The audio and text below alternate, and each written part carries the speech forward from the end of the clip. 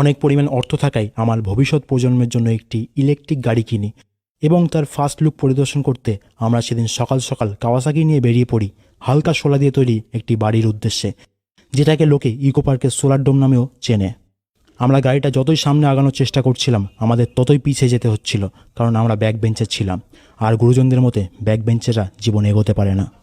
এইভাবে 2400 সেকেন্ড ধরে 20 kilometre ride করে আমরা পৌঁছে গেলাম সোলার ডোমে। সেখানের কর্মচারীরা বলল তারা নাকি আমার অনেক বড় ফ্যান। শীতকাল, তাই ওদের কথায় পাত্তা দিলাম না। তাই রাগ করে সিকিউরিটি আমাকে 20 টাকা স্পট ফাইন করে। তারপর আমি শানওয়াজকে ফ্রিতে কিছু গ্রামার শেখাতে শেখাতে এগিয়ে যাচ্ছিলাম।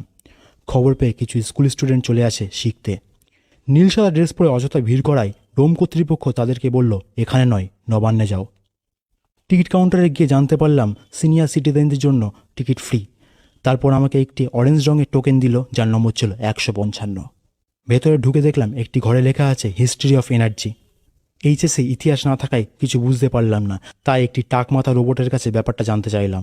কানে কোনো ছিদ্র না থাকায় সে আমাকে মাথা নেড়ে জানালো যে আমার কথা সে কিছু শুনতে পায়নি।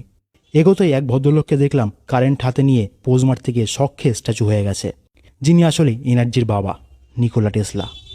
এগিয়ে একটা জায়গায় দেখলাম অনেকগুলো কাক উঠছে। সেখানে এক ব্যক্তি হাত পা ছেড়ে দিয়ে দাবি জানাচ্ছে সে নাকি পার্ক স্ট্রিটের যিশু খ্রিস্ট। সেটা দেখে এটাকেই পার্ক স্ট্রিট মনে করে আমিও কিছুক্ষণ হাঁটলাম, সাথে গান ধরলাম তুমিও হেঁটে দেখো কলকাতা।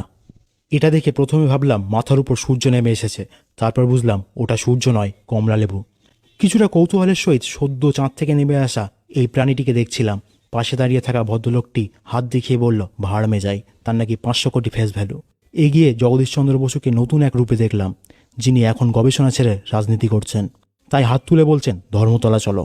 সামনে দেখলাম এক গরিব চাষি হাত জোড় করে দাঁড়িয়ে আছেন। গুরুজন দেখে শানওয়াজ একটু প্রণাম করে নিল। তারপর হাঁটতে হাঁটতে এগিয়ে যেতে লাগলাম গভীর জঙ্গলে, যেখানে অনেক বন্যপ্রাণীতে ভরা ছিল। ছিল একটি সাদা কালো হাতি ও চাঁদের বুড়ি। একজন কোট প্যান্টালুন পরা লোক দেখলাম নিজেকে অমিতাভ বচ্চন দাবি করছে। আমি তাকে বললাম খাইকে চপ কলকাতাওয়ালা, কারণ এটা বেনারস না। একটা টেবিলের উপর ছিল অনেকগুলো ঘরবাড়ি গাছপালা, আর তার নিচে ডাব্বায় ছিল হলুদ একটা পদার্থ। অনেকক্ষণ দেখে বুঝতে পারছিলাম না ওটা কি। তারপর নাকে একটা পরিচিত গন্ধ আসায় বুঝতে পারলাম ওটা আসলে গু। লাভাকে গু আখ্যা দিয়ে ভিড়ের মধ্যে হারিয়ে যাওয়ার চেষ্টা করছিলাম। দূর থেকে আইনস্টাইন বলল আয় খোকা, বুকে আয়। পাশেই দেখলাম বসে অঙ্কন প্রতিযোগিতা চলছে। আমি একটি লাভ এঁকে মনে করিয়ে দিলাম ভিডিওটা ভালো লাগলে একটি লাভ রিয়াক্ট করে যেতে হবে। ডোমের শেষ প্রান্তে একটি ফাঁকা জায়গায় দেখলাম ইলন মাস্ক দাঁড়িয়ে হাসছেন। হাসির রহস্য উদ্ঘাটন করতে দেরি হলো না। বললাম sorry for disturbing, carry on. তাড়াতাড়ি ওখান থেকে লিফট ধরে বাড়ি চলে এলাম। আর হ্যাঁ, এমন ইনফরমেটিভ ব্লগ দেখতে হলে ফলো করার দরকার নেই, নিজের খরচায় ঘুরে দেখে আসুন।